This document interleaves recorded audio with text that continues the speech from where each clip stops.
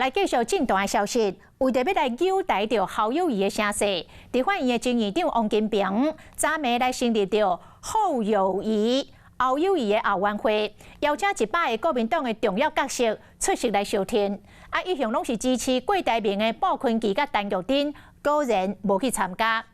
这昨暝成立大会嘛，发予每一个参加者一份的问卷，希望会当提供着选战具体的意见甲建议。侯友宜动手！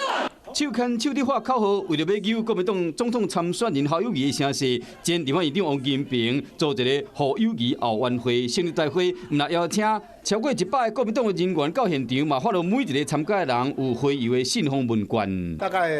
是主办单位发的，最主要是倾听民意吧，大家团结在一起，倾听大家关心的议题，凝聚所有的向心力。饭桌顶的白色披龙，2张邮票已经打好啊！一张是2008年青天白日旗，是当年马英九当选，带国民党完成政党轮替；另外一张邮票印文昌帝君有写金本提名。问卷的内容除了有讲到王金平亲身做侯友宜后援会召集人，嘛希望讲参加的人会使写出对胜选的建议，以及免了强化和平的诉求，再搁寄予王金平。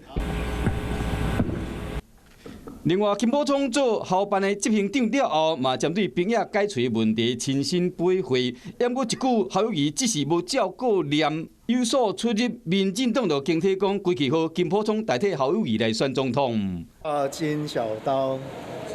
出校，大家都吓得要死。民进党不用那么害怕嘛。虽然面对对手的攻击，又有党内换人的压力，也过有这大的后援会，侯友宜即马看起来加真有信心。华视新闻看起来，赶快订阅我们的华视新闻 YouTube 频道，欢迎按赞、订阅、开启小铃铛，最新最及时的资讯要提供给你。